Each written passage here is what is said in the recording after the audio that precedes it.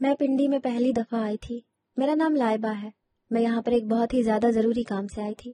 مجھے نہیں پتا تھا کہ اس جگہ پر آ کر میرے ساتھ میری زندگی کا سب سے عجیب و غریب واقعہ پیش آ جائے گا.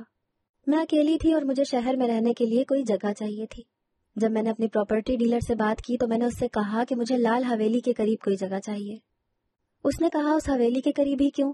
تو میں نے کہا کہ مجھے اس طرح کی حویلیاں بہت زیادہ پسند ہیں.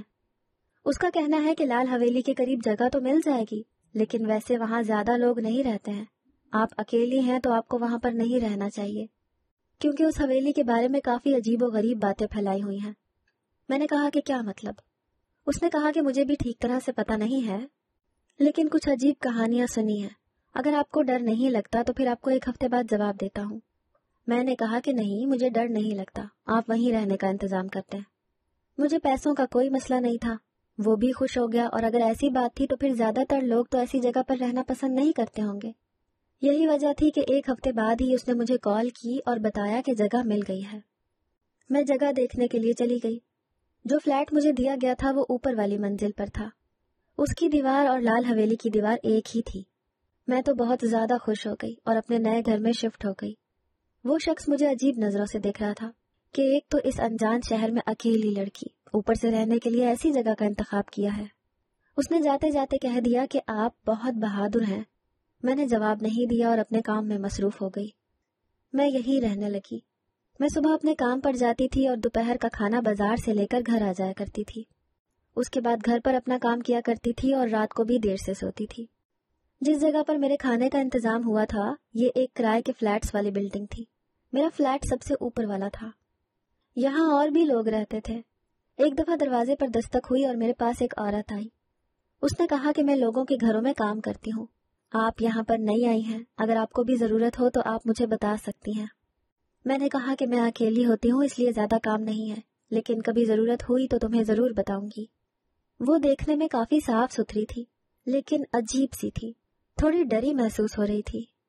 شاید اس کی شکل ایسی تھی، لیکن میں نے یہ بات محسوس کر لی کیونکہ میں لوگوں کو زیادہ ہی غور سے دیکھا کرتی تھی. دن اسی طرح گزر رہے تھے جب ایک رات کچھ بہت ہی عجیب ہوا. میں بیٹھی اپنا کام کر رہی تھی اور ہر طرف بہت ہی زیادہ خاموشی تھی جب مجھے اس خاموشی میں کسی کے چیخنے کی آواز آئی. ایسا لگتا تھا کہ کوئی چیخ چلا رہا ہے اور رو بھی رہا ہے، جیسے کوئی بے بسی سے روتا ہے اور درد میں بللاتا ہے. مجھے پہلے لگا کہ یہ میرا وہم ہے. میں نے دیکھا دوسرے کمرے میں ٹی وی بھی بند پڑا تھا اور میرے موبائل پر بھی کوئی ایسی چیز نہیں لگی ہوئی تھی. میں اپنے لیپ ٹاپ پر بیٹھی کام کر رہی تھی، لیکن پھر مجھے محسوس ہوا کہ یہ آواز کہیں آس پاس سے آ رہی ہے. کہتے ہیں کہ اگر آپ اکیلے بیٹھے ہیں اور آس پاس خاموشی ہے یا پھر لائٹ جا چکی ہے اور اندھیرا ہے تو آپ کے کان بہت زیادہ تیز ہو جاتے ہیں اور آپ ان آوازوں کو بھی سن سکتے ہیں جن کو آپ پہلے نہیں سنتے، جیسے کہ گھڑی کی ٹک ٹک جو ہمیں پورا دن سنائی نہیں دیتی لیکن رات کے وقت ہمیں صاف سنائی دیتی ہے. اسی طرح یہ آوازیں بھی تھیں. مجھے یقین ہو گیا تھا کہ یہ آواز حویلی میں سے آ رہی ہے، کیونکہ جب میں اس دیوار کے پاس گئی تو آواز مزید تیز ہونے لگی.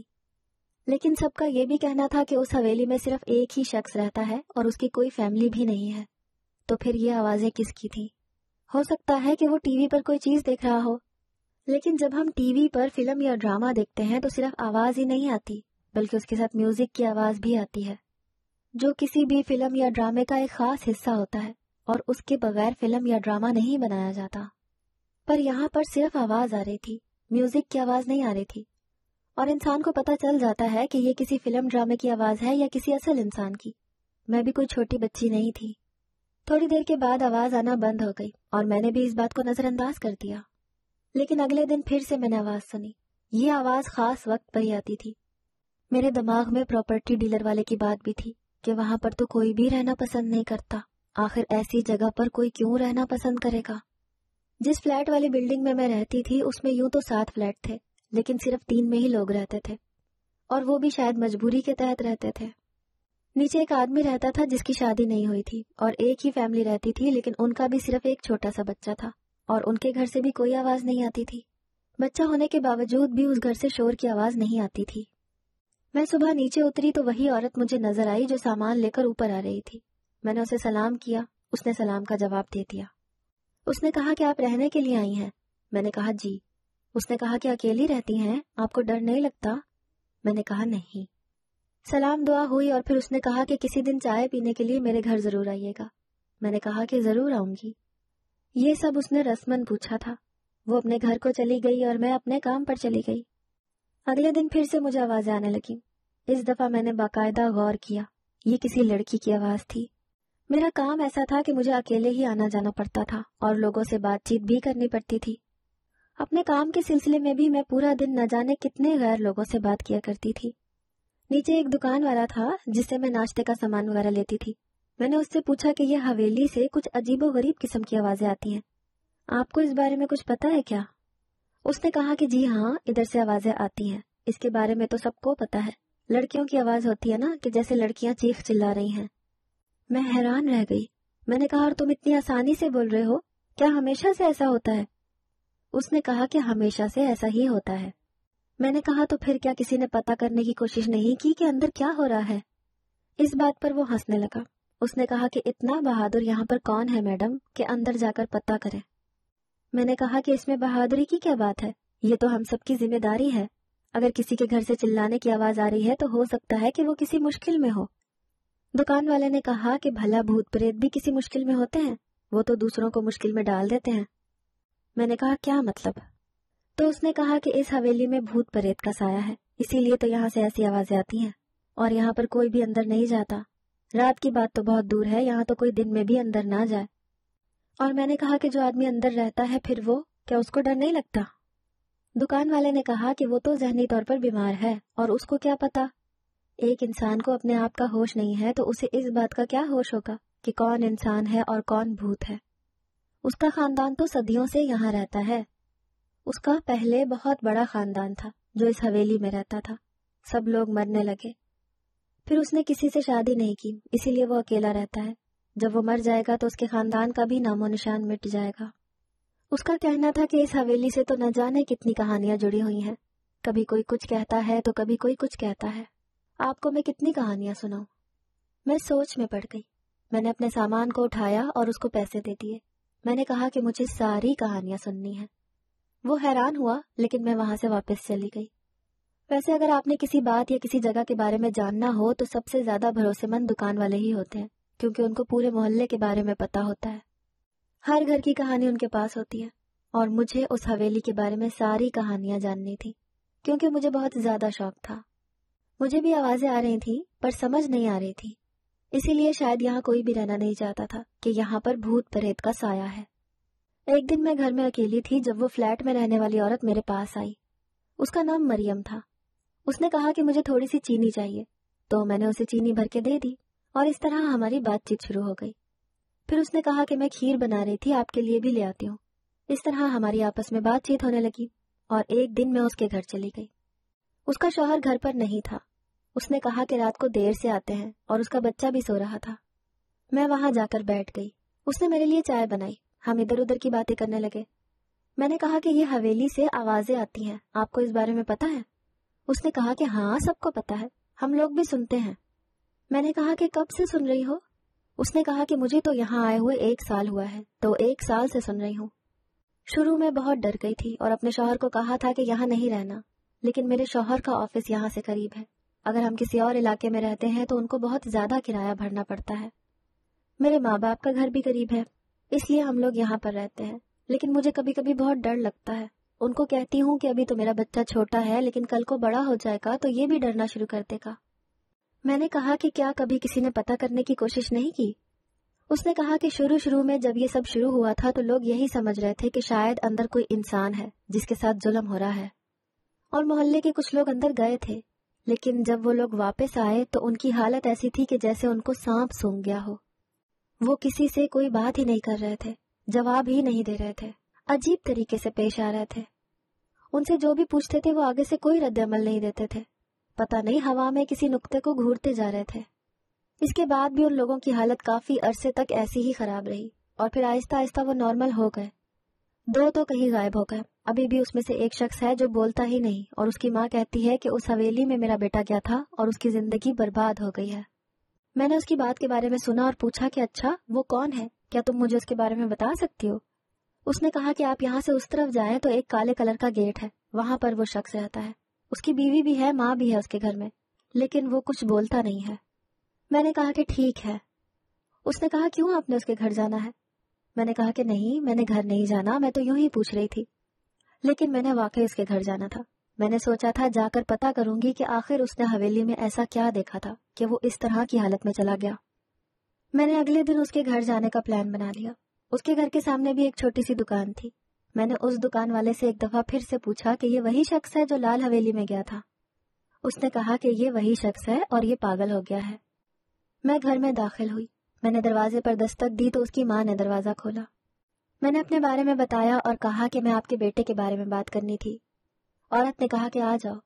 جب میں گھر کے اندر داخل ہوئی تو یہ دیکھ کے حیران رہ گئی کہ ان کے گھر میں تو اللہ کا دیا ہوا سب کچھ تھا، لیکن مجھے تو یہ بتایا گیا تھا کہ ان کا ایک ہی بیٹا تھا اور وہ بھی پاگل ہو گیا تھا۔ تو پھر یہ سارا کچھ کس نے بنایا ہوگا؟ ہو سکتا ہے یہ شروع سے ہی امیر ہو۔ ویسے یہ محلہ کافی اندرون پنڈی میں تھا اور یہاں پر سب کے چھوٹے چھوٹے گھر ہی تھے۔ ایسا لگتا تھا کہ کراچی کے کسی اندرون یا بازار لاہور کے کسی اندرونی بازار جیسا ماحول ہے۔ اندرون بازار میں لوگوں کے گھر بڑے بڑے نہیں ہوتے، وہاں پر بنگلے نہیں ہوتے، چھوٹے چھوٹے گھر ہوتے ہیں، کیونکہ بازار بھی ہوتا ہے۔ بلکہ ایسا بھی ہوتا ہے کہ نیچے دکانیں ہوتی ہیں اور اوپر گھر ہوتے ہیں۔ اندر گئی تو میں نے دیکھا کہ اس کا ایک بیٹا تھا جو ہاتھ میں ایپل کمپنی کا ٹیبلٹ پکڑ کر بیٹھا تھا۔ ان کے گھر کے ہر کمرے میں اے سی لگا ہوا تھا۔ اس شخص کو بھی میں نے دور سے دیکھا۔ وہ اپنے کمرے میں بیٹھا تھا اور سامنے دیوار پر دیکھ رہا تھا، نہ ہل رہا تھا نہ ہی کوئی بات کر رہا تھا۔ اس کی بیوی کو دیکھا تو وہ بھی کافی خوش نظر آ رہی تھی اور یہ گھر ایک نارمل گھر تھا۔ میں نے اس کی ماں سے پوچھا کہ آپ کے بیٹے کے ساتھ کیا ہوا تھا؟ اس نے کہا کہ اس کا بیٹا بہادر تھا، بہت زیادہ کمائی کرتا تھا، یہ سارا کچھ اسی کا بنایا ہوا ہے۔ محلے میں کچھ بھی ہوتا تو سارے میرے بیٹے کو ہی آ کر بلاتے تھے کہ فلاں جگہ لڑائی ہو گئی ہے، آ جاؤ، فلاں کی بیٹی کی شادی ہے، ذرا سامان اٹھا دو۔ یہ تو بڑا ہی گھبرو جوان تھا۔ میرا بیٹا بس اسی طرح بہادری میں آ کے ایک دن حویلی میں چلا گیا، کیونکہ وہاں سے اسے کسی لڑکی کے رونے چلانے اور مدد مانگنے کی آوازیں آتی تھی۔ اس نے سوچا کہ کسی کی بہن بیٹی ہوگی، مدد کرنا میرا فرض ہے، تو وہاں پر چلا گیا اور اس کے ساتھ 2-4 لوگ اور بھی تھے۔ لیکن جب واپس آیا تھا تو اس کی حالت ایسی تھی۔ ہم نے بھی بار بار پوچھا لیکن کوئی جواب نہیں دیتا ہے۔ میں نے کہا کہ کیا میں آپ کے بیٹے سے بات کر سکتی ہوں؟ تو اس عورت نے فوراً کہا کہ نہیں بیٹا، اب تو ڈاکٹر نے منع کر دیا ہے کہ اس کے دماغ پر بوجھ نہیں ڈالنا ہے، اس سے اس موضوع پر کوئی بھی سوال نہیں کرنا ہے، نہیں تو اس کی جان کو خطرہ ہو سکتا ہے۔ تھوڑی دیر کے بعد اس شخص کی بیوی آئی اور اس نے ٹیبل کے اوپر شربت کا گلاس رکھا۔ اس نے کہا کہ ویسے بھی آپ کس حق سے آئی ہیں؟ ہم تو آپ کو جانتے بھی نہیں ہیں۔ آپ کیا وقت گزاری کرنے کے لیے یا معلومات اکٹھی کرنے کے لیے آئی ہیں؟ تو میں نے کہا کہ دراصل مجھے بھی آواز آ رہی تھی، میں یہاں پر نئی ہوں اس لیے مجھے فکر ہو رہی تھی۔ اس نے کہا کہ فکر کرنے کی ضرورت نہیں ہے اور حویلی کے اندر جانے کے بارے میں سوچئے گا بھی نہیں تو آپ کے ساتھ بھی ایسا ہی ہوگا جو میرے شوہر کے ساتھ ہوا ہے۔ اور ویسے بھی کسی کے معاملے میں ٹانگ نہیں اڑانا چاہیے، آپ کو ہمارے گھر نہیں آنا چاہیے تھا، آپ کے پاس کوئی حق بھی نہیں ہے، پھر بھی آپ ہمارا انٹرویو لے رہی ہیں اور تفتیش کر رہی ہیں۔ وہ وہاں سے چلی گئی تو لڑکے کی ماں نے کہا کہ معاف کرنا بیٹا، جب سے اس کے شوہر کے ساتھ یہ سب کچھ ہوا ہے یہ بہت چڑچڑی ہو گئی ہے۔ میں نے کہا کہ کوئی بات نہیں، میں سمجھ سکتی ہوں، اور میں وہاں سے چلی گئی۔ اس کا مطلب کہ سارا محلہ یہی سمجھتا تھا اور کہتا تھا کہ اس حویلی میں آسیب ہیں، پریت رہتے ہیں۔ اب تو مجھے اور بھی زیادہ تجسس ہو رہا تھا، لیکن مجھے راز جان کر رہنا تھا کہ وہاں پر کیا تھا۔ پھر مجھے دکان والے نے ایک اور کہانی سنائی۔ اس نے کہا کہ ایک دفعہ یہاں پر کچھ لوگ آئے تھے جن کا کہنا تھا کہ ہم نے اس حویلی کو خرید کر یہاں پر ہوٹل بنانا ہے، لیکن وہ لوگ بھی یہاں سے پاگلوں کی طرح بھاگتے ہوئے نکلے تھے۔ پورے محلے نے ان کی چیخیں سنی تھی۔ اس کے بعد یہ بات تو طے ہو گئی تھی کہ حویلی میں ضرور کسی بھوت پریت کا سایہ ہے جس نے ان کو ڈرا کر وہاں سے نکال دیا، کیونکہ مالک تو اس کا ویسے ہی بیمار رہتا ہے، اور ایسا بھی کیا کہہ سکتا ہے جس کی وجہ سے وہ اچھے بھلے معزز لوگ جو اس حویلی کو خریدنے کے لیے آئے تھے پاگلوں کی طرح وہاں سے چیخیں مارتے ہوئے باہر نکل جاتے۔ میں نے کہا کہ اس کا مطلب جو بھی وہاں جاتا ہے اس کے ساتھ کچھ برا ہوتا ہے سوائے اس کے مالک کے۔ اس نے کہا کہ جی ایسا ہی ہے، لیکن اس مالک کے ساتھ کون سا اچھا ہوا ہے، وہ بھی تو چارپائی پر ہی پڑا ہوا ہے۔ میں نے کہا کہ اگر کوئی اس سے ملنے جائے تو دکان والے نے کہا کہ توبہ کرے بی بی جی، کوئی بھی نہیں جائے گا، میں تو سب کو منع کرتا ہوں کیونکہ وہ نیم پاگل ہے اور اچانک سے انسان پر حملہ کر دیتا ہے۔ آپ کیوں پوچھ رہی ہیں، آپ جانا چاہتی ہیں؟ میں نے کہا کہ ہاں جانا چاہتی ہوں۔ تو اس نے کہا کہ آپ بالکل نہیں جائیے گا کیونکہ عورتوں کو دیکھتے ہی وہ مزید پاگل ہو جاتا ہے۔ ایک رات پھر سے مجھے لڑکی کے رونے اور چلانے کی آواز آ رہی تھی۔ میرے دماغ میں ایک عجیب سی بات آئی مجھے بتایا گیا تھا کہ اس حویلی کا مالک بیمار ہے، چارپائی پر پڑا ہے اور ذہنی مریض بھی ہے۔ یہ بھی بتایا گیا تھا کہ اس کے خاندان کے سارے لوگ مر گئے ہیں اور اس کے ساتھ کسی نے شادی بھی نہیں کی ہے، اس کے بچے بھی نہیں ہیں، فیملی بھی نہیں ہے، تو ظاہر ہے کہ اس نے کوئی نوکر ضرور رکھا ہوگا جو اس کے گھر کو صاف کرتا ہوگا۔ اگر حویلی کے چند کمروں میں بھی وہ رہتا ہوگا تو اس طرح کا انسان تو ایک کمرے کو خود سے صاف نہیں کر سکتا ہے، نہ ہی اپنے لیے کھانا بنا سکتا ہے۔ اس کا مطلب کہ اس کے گھر کام کوئی نہ کوئی تو کرتا ہی ہوگا، لیکن کون تھا جو اس کے گھر کام کرتا تھا؟ ایک دن وہ نوکرانی جس نے مجھ سے بات کی تھی کہ اگر آپ کو نوکر کی ضرورت ہو تو مجھے بتائیے گا، گزر کر جا رہی تھی جب میں نے اسے روک لیا۔ میں نے کہا کہ مجھے تم سے کام کروانا ہے، لیکن صرف ایک دن کے لیے، میں تمہیں ایک دن کا 500 روپے دوں گی۔ اس نے کہا کہ ٹھیک ہے۔ وہ گھر پہ آ گئی۔ میں نے اس کو کپڑے نکال کے دیے۔ نوکروں کی عادت ہوتی ہے کہ وہ کام کرتے ہوئے باتیں بہت کرتے ہیں، لیکن ابھی تک یہ خاموش تھی۔ وہ اپنا کام کر رہی تھی جب میں نے ہی بات چھیڑی۔ میں نے کہا کہ کتنے بچے ہیں تمہارے؟ تو وہ بتانے لگی، اور پھر میں نے کہا کہ اور کہاں کام کرتی ہو؟ اس نے کہا کہ ادھر ہی آس پاس گھروں میں کام کرتی ہوں اور حویلی میں بھی کام کرتی ہوں۔ میں نے کہا کہ حویلی میں کام کرتی ہو، لیکن وہاں پر تو کوئی جاتا ہی نہیں ہے۔ اس نے کہا کہ ہم غریب ہیں بہن جی، ہمیں بھوت پریت سے زیادہ بھوک اور غربت سے ڈر لگتا ہے، اسی لیے میں وہاں پر کام کرتی ہوں۔ میں نے کہا کہ اس کا مالک کیسا انسان ہے؟ اس نے کہا کہ وہ تو چارپائی پر پڑا رہتا ہے، انسان کا تو تب پتہ چلتا ہے جب وہ کچھ بولے یا کوئی بات کرے۔ وہ تو بیمار رہتا ہے اور اس کی دیکھ بھال کے لیے ایک ڈاکٹر بھی آتا ہے اور ایک نرس بھی آتی ہے۔ میں تو اپنا کام کرنے جاتی ہوں اور کام کر کے واپس آ جاتی ہوں۔ میں نے کہا کہ یہ جو رات کو وہاں سے آوازیں آتی ہیں تم نے سنی ہے؟ اس بات پر وہ خاموش ہو گئی اور اس نے کہا کہ ہاں میں نے سنی ہے۔ میں نے کہا کہ تم کتنی بہادر ہو کہ تمہیں آوازیں بھی سنائی دیتی ہیں اور پھر بھی تم کام کے لیے وہاں پر جاتی ہو۔ دن میں کام کرتی ہو یا کبھی کبھی رات بھی ہو جاتی ہے؟ اس نے کہا کہ کبھی کبھی رات بھی ہو جاتی ہے۔ میں نے کہا کہ اگر میں پورے دن کے لیے، پورے مہینے کے لیے تمہیں کام پر رکھ لوں تو مجھ سے کتنے پیسے لوگی؟ اس نے کہا کہ 20,000 روپے لوں گی۔ میں حیران رہ گئی۔ میں نے کہا کہ 20,000 زیادہ نہیں ہے؟ دراصل میرا تعلق بھی گاؤں سے تھا اور وہاں پہ تو اگر کوئی دکانداری کرتا تھا یا کسی کے ہاں نوکری کرتا تو اس کو 20,000 روپے دیے جاتے تھے، اور یہ نوکرانی ہو کے 20,000 روپے مانگ رہی تھی۔ اس نے کہا کہ میں تو اتنے ہی پیسے لیتی ہوں، اگر آپ کو نہیں کروانا تو آپ کی مرضی، اگر آپ مجھ سے کبھی کبھی کام کروائیں گی تو میں ایک دن کا 500 روپے لوں گی۔ میں نے کہا کہ ٹھیک ہے، میں تم سے کام کروانا چاہتی ہوں، میں تمہیں 2 دن بعد بتاؤں گی۔ اس نے کہا کہ ٹھیک ہے۔ اس نے میرے گھر کا کام کر دیا اور وہاں سے چلی گئی۔ باتوں باتوں میں یہ بھی بتانے لگی کہ حویلی بہت زیادہ خوبصورت ہے، اسے لال حویلی یوں ہی نہیں کہتے، اس کی ساری دیواریں لال ہیں اور اندر سے بھی لال رنگ کی سجاوٹ کی گئی ہے، یہاں تک کہ فرنیچر کو بھی لال رنگ دیا گیا ہے، بہت ہی پیاری ہے، لیکن بھوت پریت کی وجہ سے یہاں آنا جانا بند ہو گیا ہے، کوئی بھی نہیں آتا ہے۔ میں نے کہا کہ وہاں سچ مچ بھوت پریت ہے یا کوئی کہانیاں ہیں؟ اس نے کہا کہ پتہ نہیں، پر میں نے بھی دیکھے ہیں۔ میں نے کہا کہ تم کہاں رہتی ہو؟ مجھے اپنا نمبر وغیرہ دے دو، اگر مجھے کبھی تمہیں اچانک سے بلانا پڑا تو۔ اس نے کہا کہ ٹھیک ہے، ویسے بھی بہت سے لوگوں کے ساتھ کام کرتی ہوں، وہ مجھے فون کر کے ہی بلاتے ہیں۔ اس نے مجھے اپنا نمبر دے دیا اور میں نے سوچ لیا کہ مجھے کیا کرنا تھا۔ میں اس نوکرانی کے گھر جانا چاہتی تھی۔ کیوں جانا چاہتی تھی یہ میں آپ لوگوں کو بعد میں بتاؤں گی، لیکن میں اس کے گھر چلی گئی۔ میں برقع پہن کر گئی تھی اپنی پہچان چھپا کر۔ جب میں نے اس کا گھر دیکھا تو میں حیران رہ گئی، میرے قدموں تلے سے زمین نکل گئی، مجھے سمجھ آ گیا کہ کیا ہو رہا ہے۔ اس کے بعد ایک دن میں نے اس نوکرانی کو گھر پر بلایا اور اس سے پوچھا کہ وہاں رات کو کیا ہوتا ہے، مجھے بتاؤ۔ اس نے کہا کہ میں آپ کو سب کچھ بتاتی ہوں۔ مجھے وہ سب کچھ بتانے والی تھی کیونکہ میں یہاں پر کام کے سلسلے میں آئی تھی، اور وہ کام یہی تھا کہ مجھے یہ پتہ لگانا تھا کہ لال حویلی میں کیا ہو رہا ہے، کیونکہ میں کوئی اور نہیں، ایک پرائیویٹ کمپنی کی جاسوس تھی۔